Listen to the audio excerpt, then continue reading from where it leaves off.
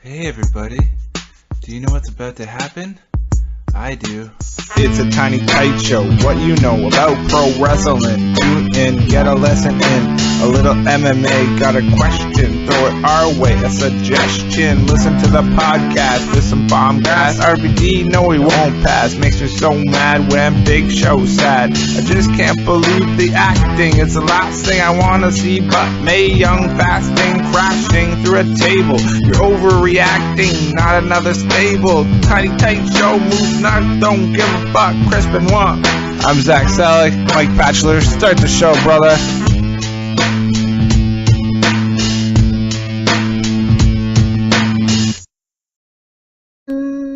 We are live. It's the Tiny Tight Show once again for the week of October 25th, September 25th. It's been a while. What month is it? I think I'm still drunk from Ring of Honor. Maybe? That was a long time ago. Are you sure? I don't think I haven't stopped actually drinking since Ring of Honor. So. Okay, so which month is it? We don't know. September. Okay. Yes. I am one half of your tag team champions, Mike Batchelor. Joined with me as always, my tag team partner. Hi guys, I'm back. I'm here again. I'm Zach. So, Mike Batchelor, a.k.a. Multiverse Hoot, because I am now representing the Bullet Club. I'm Luke Gallows, stunt double. So, really, I'm your stunt double tonight. Yes. Right? If you're part of the Bullet Club, I'm your stunt double. So you're just going to start mimicking me like Damien Sandow and Miz every week, which is probably one of the funniest things on TV. Shall we start there? You just want to get right into it there. That's how you want to start the show? Yes! Damien Mizdow? Yes! Fantastic. Let's do it. Okay. Let's do it. Yeah. We, on the Tiny Tight Show, your favorite show about pro wrestling and MMA. Yeah, we didn't even get into that. We'll get into the Damien Mizdow right after the little intro about ourselves. So Zach, what is the Tiny Tight Show? What isn't the Tiny Tight Show? The Tiny Tight Show is your wildest dreams come true. It's no pressure. No pressure. Why would there be pressure? It's totally true. 100% true. Accurate. Well, it's pro wrestling at its finest. We just really shoot the shit. We talk about the happenings of the past week or few weeks or month or... Depending whenever we feel like recording the show, because it's on a schedule whenever the hell it's out. Yeah, well, that's what. Tiny Tights, it's Year of the Tights. Guess what, guys? Sit back, relax, enjoy the show. Because, sometimes when we haven't had a show, it's because the tights aren't fitting, and we got to lose some weight. Yeah, I hope everyone gets why we call it the Tiny Tight Show, because we are obsessed with, let me put it this way. You can't make it to the top unless you wear the tiny tights. That's right. You can't be champ unless you don the little mutandos, as my Italian girlfriend would say. The little mutandos, is that what your alter ego wears? The little mutandos? The little mutandos. Goddamn Leroy De La Rosa, my little mutandos have been riding up like a son of a bitch. I'm kind of chafed right now, but... Yeah, so we also have a few characters we do on the show. I don't do the voices as well as Mike, as Mr. Batchelor, as Batch. Zach's a straight man. Zach's a straight man to my silly ass. You got Leroy De La Rosa. And you're goddamn right. For some reason, has a Spanish name, but he's as redneck as it can be. I'm from northern Mexico, thank you. 15-time Texarkana Mexican champion. I'm his riding partner, Chad Santana, also from northern Mexico with a completely Caucasian accent. So they won't let me drive anymore. That's why I got Chad Santana here to drive. Yeah, so we're just like veteran workers, North Mexico, South Texas, riding around like the working man. This is the farthest that this bit has ever gone. Hey, you ruined it. What are you doing? Come on. Okay. Okay, so that's what we're about. We're just really about wrestling in its lightest form. And so now we have to start the show with Damien Mizdow. Sandow. Oh, yes. Mizdow. We've been a fan on this show of ever since Miz started coming back and looking like Johnny Cage, the movie star. Loving it. I like the new little intro they added. So quiet on the set. Quiet on the set. I like that. So.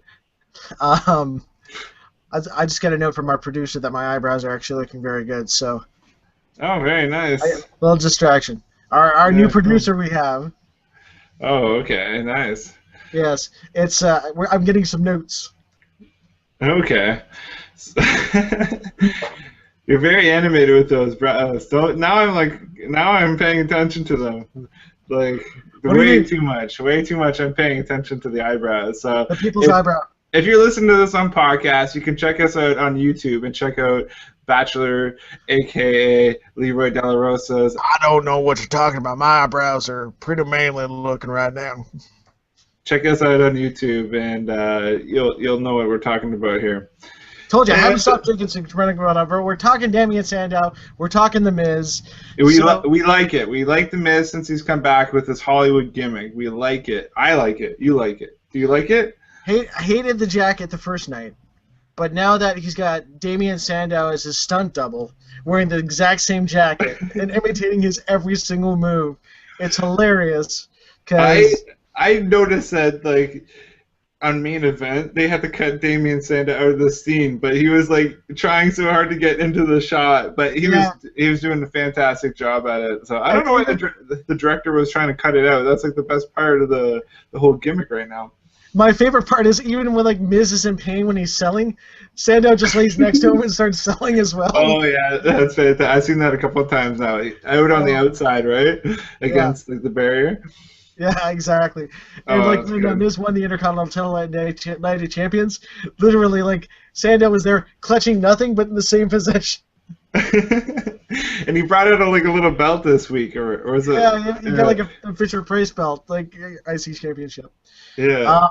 I got a feeling that Dolph Ziggler's stunt double, it should have been Zack Ryder. It's funny with truth, but come on, that could have been a good spot for Ryder to get Ryder back on TV. Well, it's weird seeing. What I noticed about that was it's weird seeing R-Truth with the tiny tights. Almost tiny tights. Yeah, he had the Ziggler. He must have felt a little uncomfortable because I've never seen him wear anything like that. Have you? Yeah, his moose knuckles were almost hanging out there. Yeah, and so what happened? Ziggler had the title, and then Miz won it, and now Ziggler won it back at Night of Champions. Is this a sequence of events? No, so Ziggler was champion, Miz won it at Night of Champions, Ziggler won it back the next night on Raw. Okay, explain this to me. Explain the logic. You're the booker. Explain the logic behind that. I'm Booker T. Well, shucky ducky quack quack. That's my worst sucker. I don't know. I don't understand why hot shot it to Miz and hot shot it back to Dolph. I don't understand that. Give me something. Give me some sort of explanation.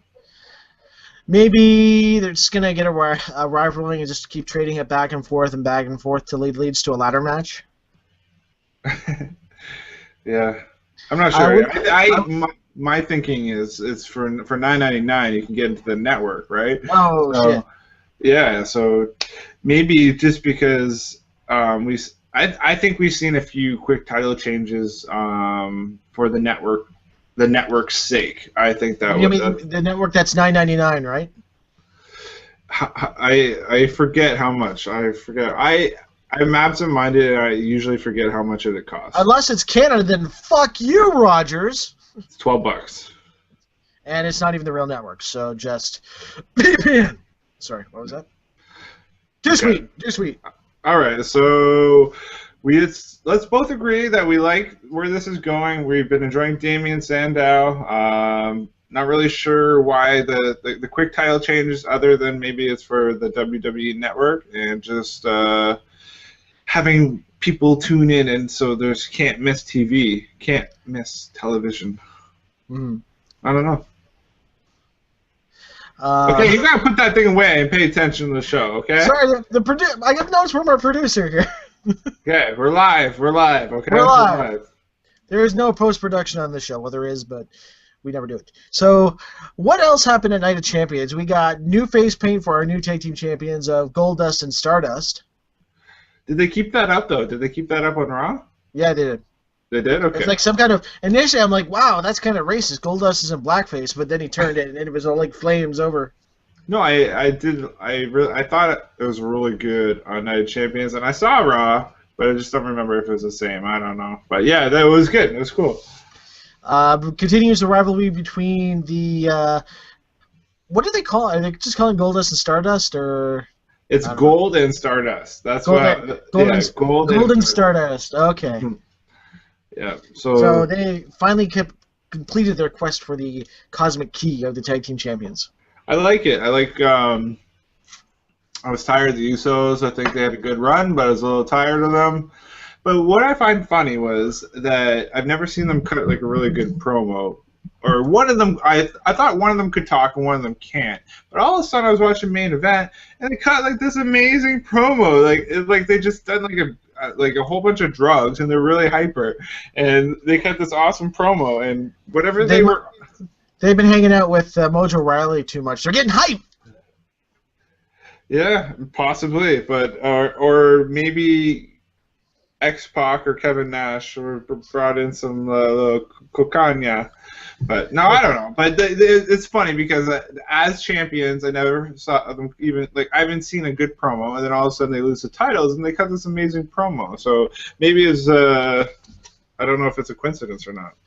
A lot of good stuff actually happens on Main Event, not including Adam Rose and the Bunny, but Slater Gator is friggin' gold. Speaking of tag teams in WWE. Heath Slater, Titus Reigns.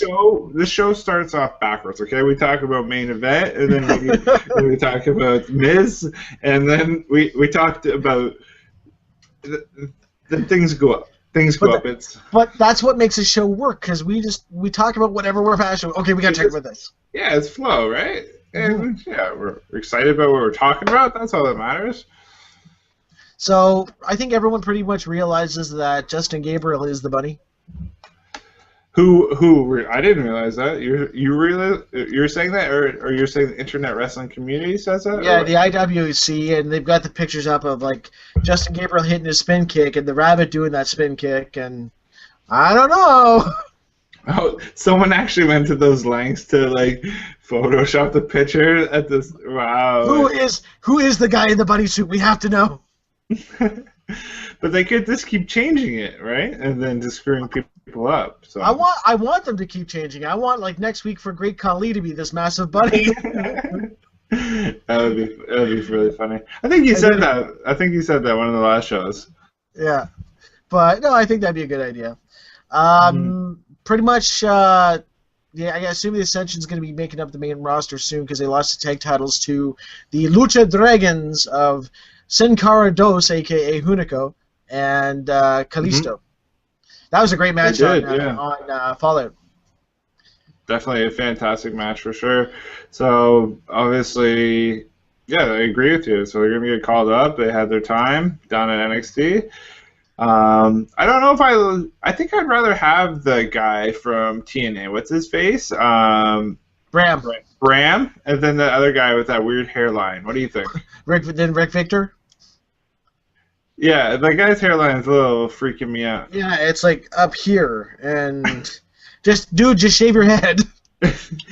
Yeah, so I think I'd rather the Bram guy, but I don't like that name, Bram. What was his name before? Kenneth or something? Lucas? I don't even remember his name. I just remember the cool ass promos they were doing. Yeah. So, too bad. What, did he get a DUI or something like that? Pretty much, and then he was wished his best on his future endeavors. Yeah. Then he got stuck in TNA. So, is there anything we could finish with a main event? So, we're starting from the bottom, now we're here. Yeah. So, what else has been going on? In the end, I'm going by beginning of the show, mid card, and then we're heading our way up. Yeah, for sure. What else has been interesting? I guess the Bray Wyatt Chris Jericho feud is now over. Oh man, that's old news. Like Jericho faced Orton at Night of Champions. Yeah. So like, where have you been, man? We haven't done a show since the cage match. Don't blame it on that. I do like Chris Jericho, that cage match on Raw with Bray Wyatt. Jericho basically did what's called the flying fuck it. Then Seth Rollins up the flying fuck it with a flying what's it later on in that show. I don't know why Rollins did that. It kind of killed both moments, I thought. Yeah, you only need one dive off the cage. You don't need two in one show. No, that was Rollins being a little selfish, in my opinion. But Ambrose is back, so yes. Let's talk about like current news, Bachelor, because have you even watched? Have you watched the shirt? Have you watched the shirt? You got to fear the mullet. So yeah. Fear the mullet. For those on the podcast, go to the YouTube. That's Tiny Tight Show at YouTube.com or YouTube, whatever you know. Just yeah. So you know. There's some ice cube for you. Yeah. Okay, so Jericho is now gone. So Randy Orton and Seth Rollins are in this authority group, and now they're kind of protecting Seth Rollins because he's got the money in the bank, and they're protecting Seth Rollins from Dean Ambrose, who came back at Night of Champions. Because Roman Reigns got a hernia, and he's out for a few months, which you got to think Triple H was thinking, fuck, because they were going to push him to the fucking moon. So that all changes. I think that's probably a good thing for everybody, because if they did push him, it probably would have failed. And you got to put Dean Ambrose in a bigger spotlight now because in his absence, and I think Dean Ambrose can handle it. So I think everyone will be better off. I think because of this. You might want to move your camera up a bit, bro. There you go. Now I can see you now. You're not just glasses and nose. So Dean Ambrose is easily the next Stone Cold Steve Austin. For sure. He was on back to Main Event and Miz, but he was on he talked to Miz on Main Event, and he was pretty funny. He was just kind of like short answering Miz and being a little sarcastic, and it was pretty funny. Well, after like Monday on Raw, like when he got carried around and locked in the room, I'm like, okay, he's in that vent right now. He's not in that room. Oh yeah, that's what he said. He's like, Miz is like, give me the scoop. He's like, how did you get out? And Ambrose is like, there was a back door. He's like, there was a second door. You put me in a room with two doors. You locked the first one. I'm just gonna go out the back door.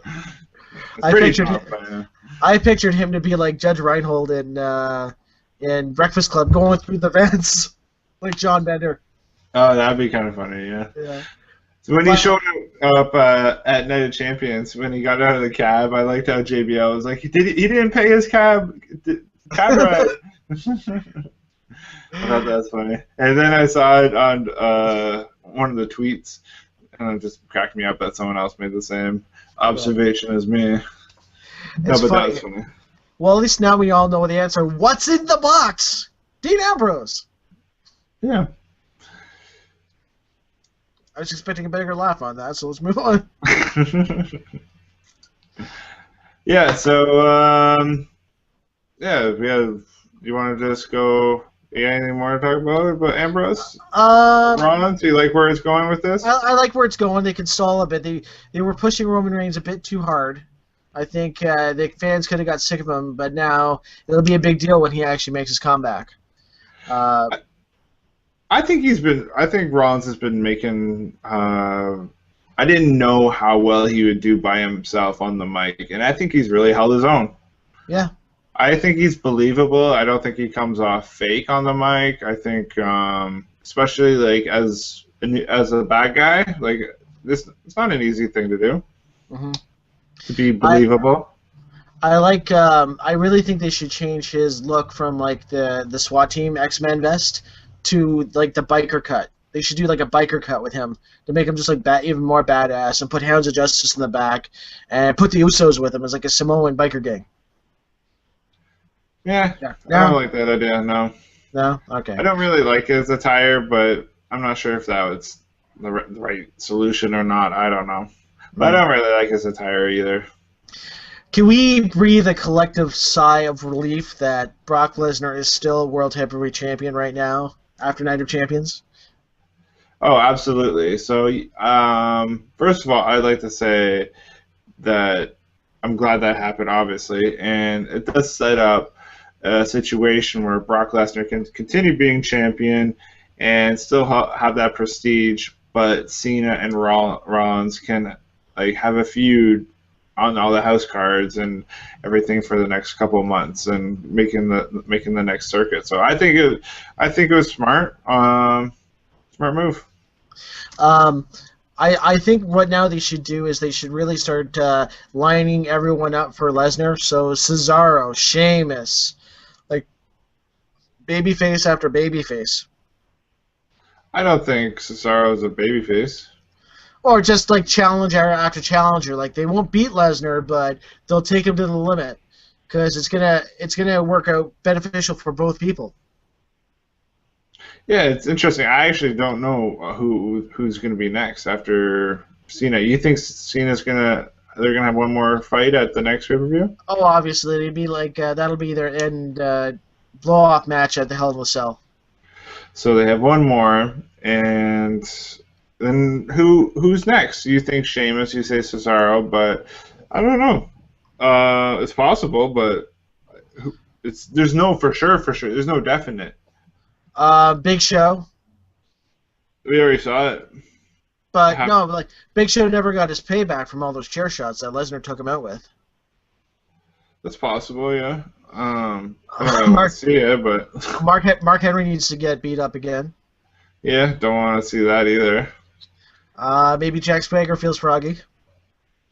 Yeah, the only person I want to see is Daniel Bryan, or I don't think Ambrose or Rollins are ready yet. Maybe in a little bit. Do we see Bray Wyatt Lesnar?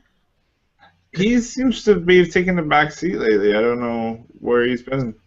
Maybe they're just prepping a full tilt face turn with him. It's possible. That'd be an interesting match, but I think that the way that they've treated Bray Wyatt recently doesn't obviously build him up to be a contender for Lesnar because he's been losing. Who's to say? I'm not too sure. Exactly. So there's no for sure. There's no definite next person after Cena, unless Daniel Bryan comes back from injury. So yeah, and I think that they'll build that to WrestleMania. Yeah, maybe The Rock. I don't know. Hogan, one more run, brother. Match. Yeah, Hogan. Oh man, he would. I hope he killed Hogan in the ring. 17 suplexes. Breaks his back. Oh, just squeezes him. Mark Henry's an embarrassment because he cried like a bitch and lost to Rusev at Night of Champions. I like what Mark Henry's been doing. Remember that one promo where he fooled everyone? He had that pink suit on. Yes, yeah, when he was his retirement promo. Yeah, that was awesome. That was fantastic, and we're like, why don't we see this more often? Why don't we see this caliber of a promo from Mark Henry more often? And it's another. I thought it was like he's been doing a little bit of good work recently. I think he's been pulling out a few gems like that. Not quite to that level, but quite similar. Yeah. And I think all of it does, it just builds Rusev up to Cena. I think we're going to see Rusev versus Cena real soon. I don't know. I'm still not buying Rusev. I don't know. Maybe it's just the smart fan in me. Yeah. But I'm still not buying him for some reason. You're not buying it. You're not buying what he's selling. Not yet. For some reason, I think I would have liked to seen him face Alberto Del Rio first. I don't. That didn't happen. Oh, we got some breaking news on the Tiny Tight Show. What's that? Prince Devitt's NXT slave name has been revealed. Ooh, interesting. What is it? Finn Balor. What? How do you spell that? FINNBALOR. Balor? Finn Balor. Oh, Faith Magora, Finn Balor, I'm a leprechaun. Oh no. Yes. Finn Balor. I usually don't like all the when I first hear it, but that one seems especially bad, doesn't it? Yeah, it's unless they go let him do the full as a gimmick where he's doing like the face paint every week, because then he's like the artist Finn Balor. That could work. I don't know. Uh, Just the name on its own. You got to see the persona. You got to see the character. You got to see what they're kind of doing.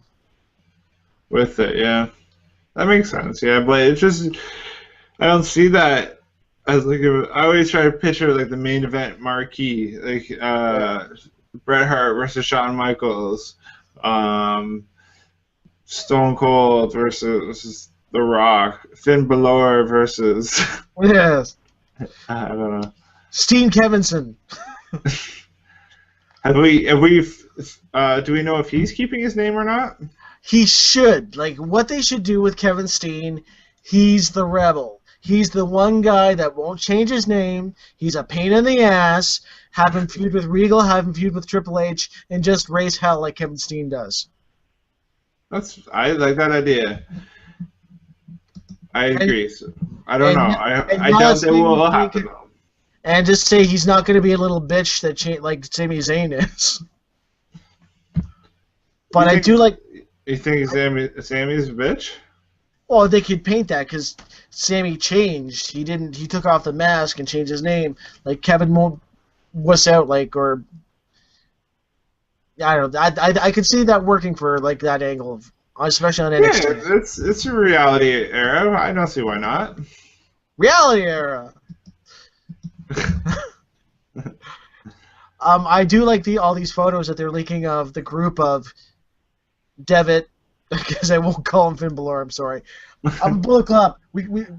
He's Bullet Club, so he's not Finn Balor to me. Damn it, he's always Prince Devitt. Of Steen, Devitt, Kenta, Neville, and Zayn. That's a faction. There you go. Yeah, they're talking about that, like the new generation. Yeah. Oh, what'd you think of his Kenta's debut on NXT? Who did he face again? Remind me. The Ascension got in his face.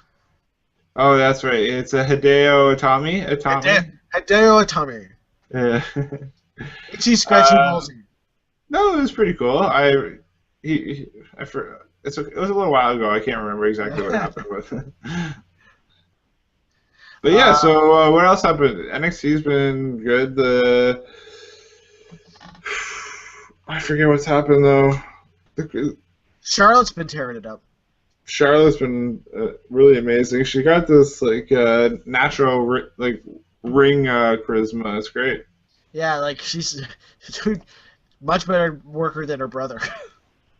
Oh, and those are dark days. Did you happen to watch any of the latest Monday Night War with ECW? I haven't watched that one yet, but I've actually been watching the Monday Night Wars. That's a goddamn good show. Amazing show. Which one did you watch? Which one? I watched the NWO one. I watched the Attitude Era. I watched the Shawn and Brett one. That was good. The ECW one, you're gonna love it, man, because like that was your jam. That's my shit right there. I'm a Paul Heyman guy, old school. Yeah, you're gonna say something else, so keep going. The thing I like most about the Monday Night Wars, it's all real. Everything that's happened there actually physically happened. Yeah, and it's so nice because it's like a documentary feel, the way that the show is presented. So there's nothing kind of being hidden, and they bring back interviews for with like obscure wrestlers and stuff. They're just some obscure wrestler. Like Mikey Whipwreck was in last night's in ECW, and Mikey Whipwreck was like in an sit down interview with him. Nice. And motherfucking Keith David's narrating it. That's awesome. I don't know. I'm sorry. I don't know voice actor. Oh, names. He's a famous actor. Like you've seen They Live, right? They Live? Yeah, the one with Piper. No. Okay. He was in Something About Mary. Oh, okay. He was the dad, the black guy. Twiggy Bears. That's Keith David. He's narrating this. Cool. Yeah. You know some obscure things. I thought I know some obscure things, but you know way more obscure things than me. Well, that's my multiverse hoot, man. I got to know all pop culture motherfucking shit. God damn. Too sweet on my pop culture knowledge. Too sweet. Leave me Yeah, hanging. it's interesting because my favorite part about the ECW episode. I know you haven't seen it, but I just want to tell the listener or listeners my favorite part of the episode was when they're talking about WCW taking or stealing talent from ECW, or like the Benoit. Not Benoit. Oh, Benoit obviously, but they focused more on the Eddie Guerrero and Dean Malenko, and I didn't watch ECW at the time, so I didn't really understand how big that Dean Malenko Eddie Guerrero feud was. Oh, yeah, man. There would be no them in WCW if it was not for that feud. And how those wrestlers really did entertain and carry the show, like for a majority of the winning streak. Like that's some talented wrestling, like underappreciated wrestling stars, like on the undercard of those shows for sure. Absolutely. Like you look at all the guys that went through, like Jericho, Conan, Rey Mysterio. Psychosis, Juventud Guerrera. Yeah, even up to Mike Awesome. Like, yeah. Awesome was awesome. But then you think of all the talent that went to WWE too. So you got the Dudley Boys, and obviously they came from WCW first. But you got like Austin and Mankind kind of refined their promo skills down there too. Yeah, then Raven and Taz and Homicide and John Cabana. Oh, we'll get to Homicide later because he's actually King of Trios this year when we recap what happened there. Cool. So, anything else you want to say about WWE before we move on to our Ring of Honor experience? Because we haven't recorded since we went to ROH. No, not that I can think of. So a few weeks ago, Zach Selick, myself, my Multiverse 5 co-host James Simpson, and friend of the show, Dave Mather, went to Toronto to Ring of Honor All-Star Extravaganza at the Maple Leaf Gardens. I don't know what they call it now. It's always Maple Leaf Gardens. Yeah, Maple Leaf Gardens. Matinee Athletic Center. Matinee. It's the Matinee Center. And I don't remember much of the show. Because I'm not usually a big drinker, and I'll be honest, ladies and gentlemen, there may have been a few beverages there. Yeah, it was nice. They're only like $5.50 for like a can of Heineken, so that was pretty. I think anytime it's in the Matinee Center that we're just going to do general admission for now on because we had a much better time. I got general admission, and I still just walked down, and I was right on the ramp the whole time. It was fun. Halfway through the show, when it was AJ versus Adam Cole, I'm like, where the fuck is Zach and Dave? And I look down, and they're friggin' in the corner. We're just banging on. Like, there's no one like usually like at the Ted Reeve Arena. There's people like everywhere down there, and in the corners you can't stand. But here there's no one standing, so we just kind of went wherever we wanted to go. I stood by the entrance a lot of the time, and I was like right in the wrestler's face. Oh, we'll get to that in a second. I got to talk about this. So I'm like, oh, there's Zach and Dave. So I took a photo, and then 5 minutes later, I just see this chair go flying at ringside. No, there is this guy behind us who wanted to jump into the ring or something, and Dave was trying to convince this guy to jump into the ring, and he's like, "Just do it, man. Just do it." Dave is like to the guy, "Just do it, man. Just do it. Jump in the ring. Just do it. Do it." And the guy picks up. There's a chair, and he like chucks the chair, and then he gets away with it. The one of the ring crew comes, puts it back. Guy does it again. He gets away with it again. Guy tries to get away with it a third time, gets kicked out. I don't know what possessed him to do it one time, let alone 3 times. I don't know why he wanted to jump in the ring, But that would be Dave. No, I think he wanted to do it before Dave was egging him on.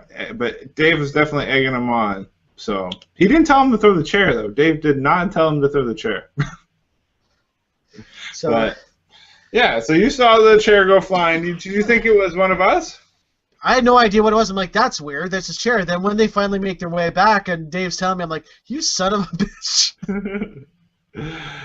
Yeah. So then I just had like the restless legs, and so I went and was standing by the entrance. And all the wrestlers were coming out, and I was like right in their face, chirping them, blah, blah, blah. But Mark Briscoe came out and walked by me, and he knocked my beer. Son of a bitch. Like my hand was in the way, but he knocked my beer on the ground, right in, like, made a puddle where all the, like, right at the bottom of the ramp. So where the wrestlers come down, there's a big puddle of beer now. And I'm going to go to the washroom. I go talk to these guys or something. I come back. And the puddle of beer is turned into a prop for the crowd. Everyone on the other side of the gate is like, as soon as the wrestler comes out, they're like, "Oh, watch out for the beer! The beer! The beer! The beer! Watch out for the puddle of the beer!" And then I get into it, and like you can watch like the second half of the pay-per-view. Yeah, you're right there. Like, yeah, right there. And every time you can see the wrestlers look down because like they're constantly looking down. There's a good shot of Jay Lethal. I'm like, watch out for the beer, Jay Lethal. And he looks at me just like stone cold, looks down, and just keeps on walking. It was pretty funny. That was a good time, though. Big props to that. Because I was on camera the whole fucking last show. So you're on camera for this show. So this is now, we got to get some Tiny Tight Show signs or something like that. Oh, yeah, we need more of a identifier. Yeah, identifier. Like, hey, this is me.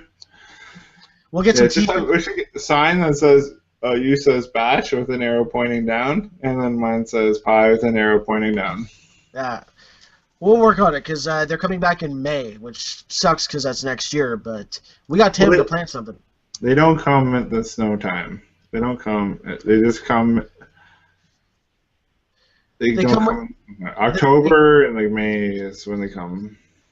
So you're wearing your Michael Elgin T-shirt. Michael Elgin, fear the mullet. He doesn't have the mullet anymore. Doesn't have his title anymore either. Doesn't have his title anymore. That Surprisingly, lost it at the show we were at. In Toronto. He loses it in his hometown to Jay Briscoe, and nobody saw that coming. Oh my God! This guy behind me, it was like the shocked Undertaker guy. Like, what? What do you mean? Jaw dropped, and I had trouble paying attention to what was going on because I was so like captivated by this guy's reaction. This guy was so shocked. I could not help but stare at this guy while he was like going through whatever he had to go through. That's bullshit. Michael Elgin can't lose in Toronto. This is Canada. He's black. Yeah. Yeah. Yeah, so that happened. Main event was Young Bucks versus Red Dragon 2 out of 3 falls. That was a great match. Oh, man. That was fantastic, man. I rewatched the pay-per-view again, obviously to see myself, but all the matches were great, too. Yeah. What do you think of Moose and Artie Evans keeping the streak alive? I don't mind comedy acts, and obviously Moose has some maturing to do in the ring because he's unskilled. Very green, as they Very say. green, yeah. Yeah, so overall, good show. Yeah, what I remember of it. Yeah, what I remember too, and was there any other little adventures? Yeah, I was down there the whole time. You guys were just sitting there the whole time, weren't you? I was just enjoying being able to see the fucking show for once. Yeah. Yeah, I don't think there was any other little adventures from that night. Besides Dave yelling "fucker in the pussy" out the window to pretty much anybody and anything. No, he did everything. He did it at the show too, and like loud, very loud. I could have sworn I heard him when Maria and Bennett were in the ring. Fucker right in the pussy. That's my Dave. That's a good one. There. Let's move on to Total Divas, since you are our Total Divas correspondent. Mm-hmm. So, Bring us up to speed.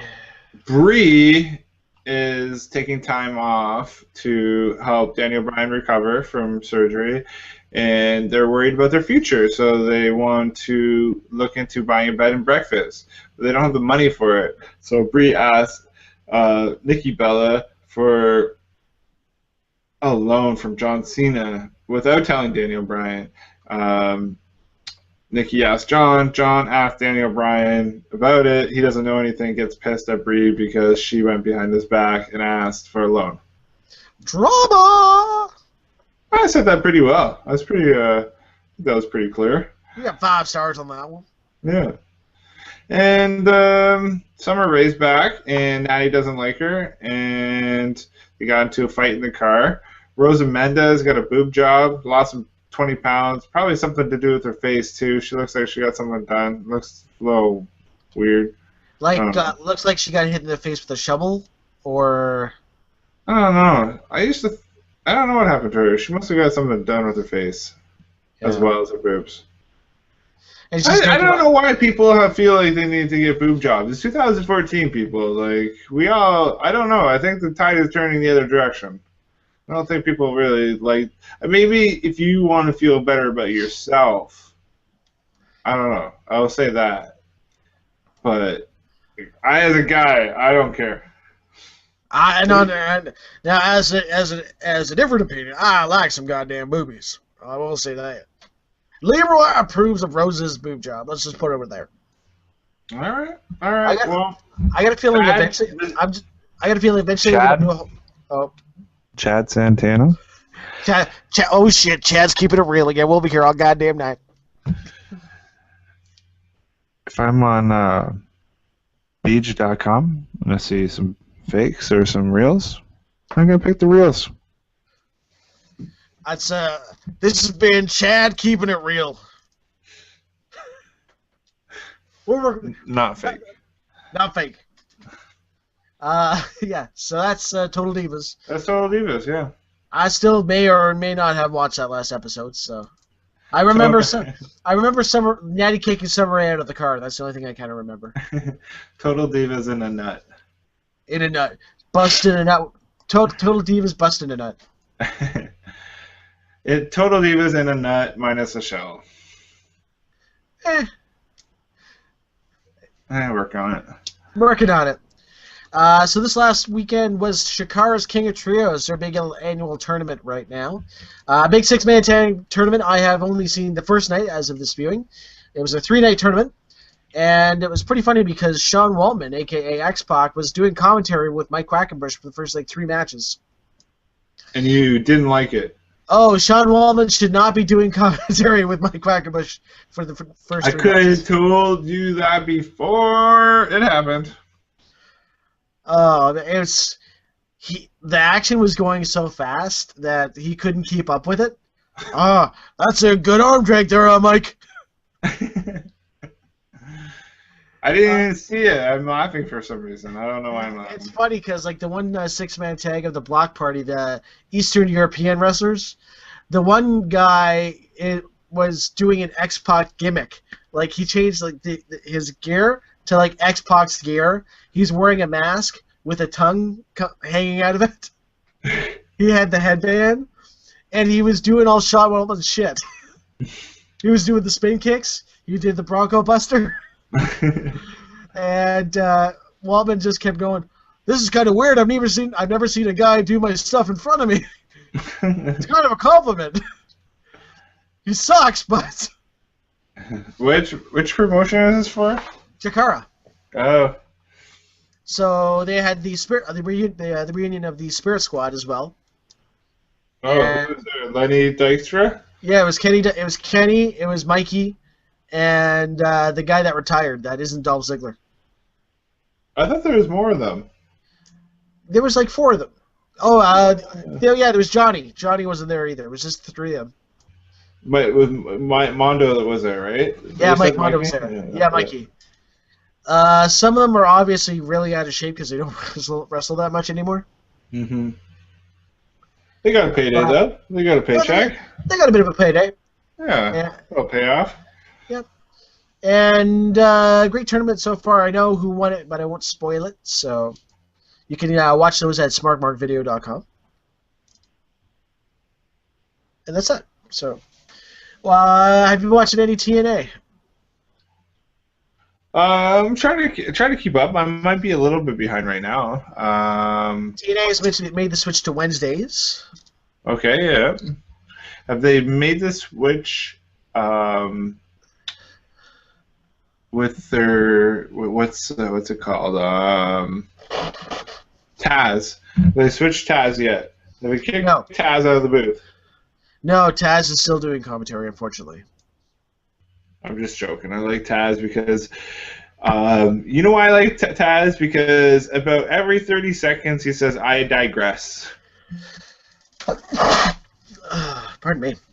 I never noticed that. What's with you, Sneezy? Oh, always this time of night. Are you kidding me? I never noticed your eyebrows move, Mr. Caterpillar, Mr. Peter Gallagher. But you never noticed eyebrows. You never noticed Taz say "I digress."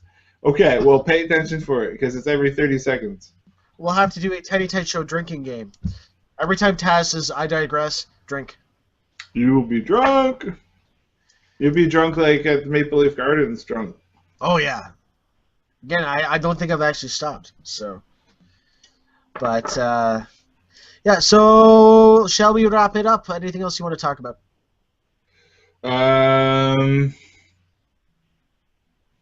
No. Yep. So if you like the show, hit like underneath. Leave us a review. If you're listening to us on iTunes, 5 stars. You can email us at tinytightshow@gmail.com. Hey, check out our Instagram and our Twitter at Tiny Tights Show. So until next time, I am Mike Batchelor. I'm Zach Selleck, Chad Santana. And I'm Leroy Goddamn De La Rosa. So until next time, Tiny Tights are aight. Tights win fights. Booyah.